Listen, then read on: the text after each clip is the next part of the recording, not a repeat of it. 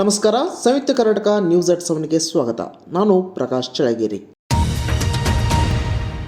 ಸಂವಿಧಾನ ಶಿಲ್ಪಿ doctor BR Ambedkar ಅವರ ಕುರಿತು ಕೇಂದ್ರ ಗೃಹ ಸಚಿವ ಅಮಿತ್ ಶಾ ಅವಮಾನಕರ ಹೇಳಿಕೆ ನೀಡಿದ್ದಾರೆ ಎಂದು ಆಕ್ರೋಶ ವ್ಯಕ್ತಪಡಿಸಿ ವಿವಿಧ ದಲಿತ ಸಂಘಟನೆಗಳು ಹುಬ್ಬಳ್ಳಿ, ಧಾರವಾಡ, ಹೊಸಪೇಟೆ, ಕೂಡ್ಲಿಗಿ ಹಾಗೂ ವಿಜಯಪುರ ಸೇರಿದಂತೆ ವಿವಿಧೆಡೆ ಬಂದ್ ಆಚರಿಸಿದರು. ಹುಬ್ಬಳ್ಳಿ, ಧಾರವಾಡ ಬಂದ್ಗೆ ಕರೆ ನೀಡಿದ ಸಂಘಟನೆಗಳ ಮುಖಂಡರು, ಕಾರ್ಯಕರ್ತರು ನಸುಕಿನ ಜಾವದಿಂದಲೇ ಡಾಕ್ಟರ್ ಅಂಬೇಡ್ಕರ್ ಅವರ ಭಾವಚಿತ್ರ ಹಿಡಿದು ಬಂದ್ಗೆ ಬೆಂಬಲಿಸಲು ಮನವಿ ಮಾಡಿದರು. ಧಾರವಾಡದಲ್ಲಿ ಬೆಳಗ್ಗೆ ಶ್ರೀನಗರ ವೃತ್ತದಲ್ಲಿ ರಸ್ತೆ ಪಕ್ಕ ಇಡ್ಲಿ ಮಾರುತ್ತಿದ್ದ ವ್ಯಕ್ತಿಯ ಕಪಾಳಕ್ಕೆ ಹೊಡೆದು ಹಲ್ಲೆ ಮಾಡಿದರು. ಬಂದ್ ಕರೆ ನೀಡಿದ್ದರೂ ವ್ಯಾಪಾರ ಮಾಡುತ್ತಿದ್ದೀರಿ ಎಂದು ಹರಿಹಾಯ್ದರು. ಇನ್ನು ಸರ್ಕಾರಿ ಕಚೇರಿಗಳು, ಬ್ಯಾಂಕ್ಗಳು ಎಂದಿನಂತೆ ಕಾರ್ಯನಿರ್ವಹಿಸಿದವು. ಅಗತ್ಯ ತುರ್ತು ಸೇವೆಗಳಿಗೆ ಯಾವುದೇ ಅಡಚಣೆ ಆಗಲಿಲ್ಲ. ಪೊಲೀಸ್ ಬಿಗಿ ಬಂದೋಬಸ್ತ್ ಮಾಡಲಾಗಿತ್ತು. ಮುಖ್ಯಮಂತ್ರಿ ಸಿದ್ದರಾಮಯ್ಯ ಸಿಎಂ ಸ್ಥಾನ ಬಿಡದಿದ್ದರೆ ಡಿಸಿಎಂ ಡಿಕೆ ಶಿವಕುಮಾರ್ ಖಾಲಿ ಮಾಡಿಸುವವರೆಗೂ ಬಿಡೋದಿಲ್ಲ ಎಂದು ಶಾಸಕ ಗಾಲಿ ಜನಾರ್ದನ್ ರೆಡ್ಡಿ ವ್ಯಂಗ್ಯವಾಡಿದರು. ಗಂಗಾವತಿಯಲ್ಲಿ ಸುದ್ದಿಗಾರರೊಂದಿಗೆ ಮಾತನಾಡಿದ ಅವರು, ಈಗಾಗಲೇ ಕಾಂಗ್ರೆಸ್ನಲ್ಲಿ ಗುಂಪುಗಾರಿಕೆ ನಡೆದಿದೆ. ಡಿನ್ನರ್ ನೆಪದಲ್ಲಿ ಅದು ಉಲ್ಬಣಗೊಂಡಿದೆ. ಮುಖ್ಯಮಂತ್ರಿ ಸ್ಥಾನ ಅಲಗಾಡುತ್ತಿದೆ. ನಮ್ಮ ಪಕ್ಷ ಟೀಕಿಸುವ ನೆಪದಲ್ಲಿ ಕಾಂಗ್ರೆಸ್ನವರು ತಮ್ಮ ತಟ್ಟೆಯಲ್ಲಿ ಏನು ಬಿದ್ದಿದೆ ಎಂಬುದನ್ನು ನೋಡಿಕೊಳ್ಳುವುದನ್ನು ಮರೆತಿದ್ದಾರೆ ಎಂದು ಲೇವಡಿ ಮಾಡಿದರು. ಬೆಳಗಾವಿಯ ಸುವರ್ಣ ವಿಧಾನಸೌಧದಲ್ಲಿ ನಡೆದ ಚಳಿಗಾಲದ ಅಧಿವೇಶನದ ವೇಳೆ ಅವಾಚ್ಯ ಶಬ್ದಗಳಿಂದ ನಿಂದನೆ ಹಾಗೂ ಹಲ್ಲೆಗೆ ಯತ್ನ ಪ್ರಕರಣದ ಸಂಬಂಧ ವಿಧಾನ ಪರಿಷತ್ ಸದಸ್ಯ ಸಿಟಿ ರವಿ ಇಂದು ಸಿಐಡಿ ತನಿಖಾಧಿಕಾರಿಗಳ ಎದುರು ವಿಚಾರಣೆಗೆ ಹಾಜರಾದರು. ವಿಚಾರಣೆ ಬಳಿಕ ಮಾಧ್ಯಮದವರೊಂದಿಗೆ ಮಾತನಾಡಿದ ಅವರು, ಸುವರ್ಣಸೌಧದ ಮೊಗಸಾಲೆಯಲ್ಲಿ ನನ್ನ ಮೇಲೆ 2 ಬಾರಿ ಹಲ್ಲೆಗೆ ಯತ್ನಿಸಿದ್ದರು. ಸಚಿವರ ಆಪ್ತ ಸಹಾಯಕ ಸೇರಿ 2 ಹಲ್ಲೆಗೆ ಯತ್ನಿಸಿದ್ದು ಅವರ ಹೆಸರನ್ನ ಹೇಳಿದ್ದೇನೆ. ಸಿಸಿಟಿವಿ ಕ್ಯಾಮೆರಾದಲ್ಲಿ ದೃಶ್ಯಾವಳಿ ತೋರಿಸಿದರೆ ಅವರನ್ನು ಗುರುತಿಸುವುದಾಗಿಯೂ ತನಿಖಾಧಿಕಾರಿಗಳಿಗೆ ಮಾಹಿತಿ ನೀಡಿದ್ದೇನೆ ಎಂದು ತಿಳಿಸಿದರು. ನಡೆದ ವಾಸ್ತವಿಕ ಘಟನೆ ಅಂದರೆ 3 ಗಂಟೆ ಸುಮಾರಿಗೆ ನಾವು ಸುವರ್ಣಸೌಧಕ್ಕೆ ಊಟ ಮುಗಿಸ್ಕೊಂಡು ಬರ್ತಿರೋ ಸಂದರ್ಭದಲ್ಲಿ ಸುವರ್ಣಸೌಧದ ಪಶ್ಚಿಮ ದ್ವಾರದ ಪೋರ್ಟಿಕೋ ಬಳಿ ಮೊದಲನೇ ಬಾರಿಗೆ ನನ್ನ ಮೇಲೆ ಹಲ್ಲೆ ನಡೆಸಿದರು.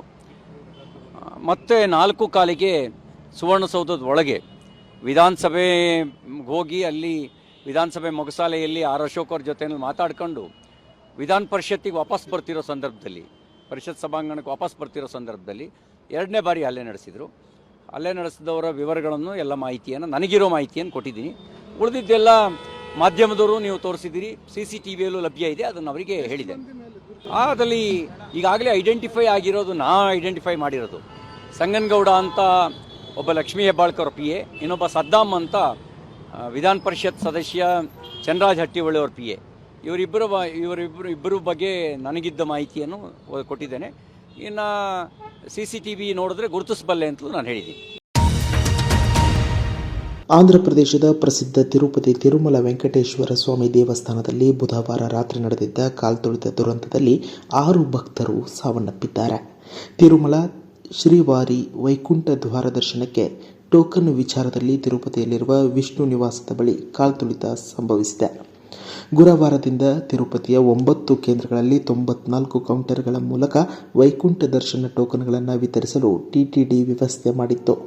ನಿನ್ನೆ ಸಂಜೆ ಟೋಕನ್ಗಾಗಿ ಭಕ್ತರು ಹೆಚ್ಚಿನ ಸಂಖ್ಯೆಯಲ್ಲಿ ಆಗಮಿಸಿದ್ದು ನೂಕುನುಗ್ಗಲು ಉಂಟಾಗಿ ಈ ಘಟನೆ ಸಂಭವಿಸಿದೆ. ತಿರುಪತಿಯಲ್ಲಿ ನಡೆದ ದುರಂತ ಘಟನೆ ಹಿನ್ನೆಲೆಯಲ್ಲಿ ಆಂಧ್ರ ಮುಖ್ಯಮಂತ್ರಿ ಚಂದ್ರಬಾಬು ನಾಯ್ಡು ಘಟನಾ ಸ್ಥಳಕ್ಕೆ ಭೇಟಿ ನೀಡಿ ಅಧಿಕಾರಿಗಳಿಂದ ಮಾಹಿತಿ ಪಡೆದುಕೊಂಡಿದ್ದಾರೆ. ತಿರುಪತಿಯ ಬೈರಾಗಿ ಪಟ್ಟಣದ ಪದ್ಮಾವತಿ ಪಾರ್ಕ್ ಬಳಿ ನಡೆದ ದುರಂತ ನಡೆದ ಸ್ಥಳಕ್ಕೆ ಸಿಎಂ ಚಂದ್ರಬಾಬು ನಾಯ್ಡು ಭೇಟಿ ನೀಡಿ ಪರಿಶೀಲನೆ ನಡೆಸಿದ್ದಾರೆ. ಈ ವೇಳೆ ಅಧಿಕಾರಿಗಳನ್ನು ತರಾಟೆಗೆ ತೆಗೆದುಕೊಂಡಿದ್ದಾರೆ. ಘಟನೆ ಹೇಗೆ ನಡೆಯಿತು, ಯಾಕೆ ಹೀಗೆ ಆಗಿದೆ, ಎಲ್ಲಿ ಲೋಪವಾಗಿದೆ ಎಂದು ಅಧಿಕಾರಿಗಳನ್ನು ಪ್ರಶ್ನಿಸಿದ್ದಾರೆ. ಭದ್ರತೆ ವಿಚಾರದಲ್ಲಿ ಮತ್ತಷ್ಟು ನಿಗಾ ವಹಿಸಬೇಕು. 2,000 ಜನರು ಮಾತ್ರ ಒಳಗೆ ಹೋಗಲು ಅವಕಾಶವಿರುವಾಗ 2,500 ಜನರನ್ನು ಒಳಗೆ ಬಿಟ್ಟಿದ್ದು ಯಾಕೆ ಎಂದು ಸಿಎಂ ಗರಂ ಆಗಿದ್ದಾರೆ. ಇನ್ನು ಮೃತಪಟ್ಟಿರುವ ಭಕ್ತರ ಕುಟುಂಬಕ್ಕೆ 25 ಲಕ್ಷ ರೂಪಾಯಿ ಪರಿಹಾರ ನೀಡಲಾಗುವುದು ಎಂದು ಆಂಧ್ರಪ್ರದೇಶ ಸರ್ಕಾರ ಘೋಷಿಸಿದೆ. ಜಗತ್ತಿನ ಭವಿಷ್ಯವು ಯುದ್ಧದಲ್ಲಿಲ್ಲ, ಬುದ್ಧನ ತತ್ವಗಳಲ್ಲಿದೆ ಎಂದು ಭಾರತ ಹೇಳಲು ಸಾಧ್ಯವಾಗಿದೆ ಎಂದು ಪ್ರಧಾನಿ ನರೇಂದ್ರ ಮೋದಿ ಹೇಳಿದರು. ಒಡಿಶಾದಲ್ಲಿ ಆಯೋಜಿಸಿರುವ 18ನೇ ಪ್ರವಾಸಿ ಭಾರತೀಯ ದಿವಸ್ ಸಮ್ಮೇಳನದ ಉದ್ಘಾಟನಾ ಕಾರ್ಯಕ್ರಮವನ್ನು ಉದ್ದೇಶಿಸಿ ಮಾತನಾಡಿದ ಅವರು, ವಿಶ್ವದಲ್ಲಿ ಖಡ್ಗದ ಬಲದಿಂದ ಸಾಮ್ರಾಜ್ಯ ವಿಸ್ತರಿಸುವ ಕಾಲವಿದ್ದಾಗ ನಮ್ಮ ಸಾಮ್ರಾಟ ಅಶೋಕ ಅಲ್ಲಿ ಶಾಂತಿ ಮಾರ್ಗವನ್ನು ಆರಿಸಿಕೊಂಡಿದ್ದರು. ಇದು ನಮ್ಮ ಪರಂಪರೆಯ ಶಕ್ತಿಯಾಗಿದ್ದು, ಅದರ ಸ್ಫೂರ್ತಿಯ ಕಾರಣ ಇಂದು ಜಗತ್ತಿನ ಭವಿಷ್ಯವು ಯುದ್ಧದಲ್ಲಿಲ್ಲ, ಬುದ್ಧನಲ್ಲಿದೆ ಎಂದು ಭಾರತ ಹೇಳಲು ಸಾಧ್ಯವಾಗಿದೆ ಎಂದರು.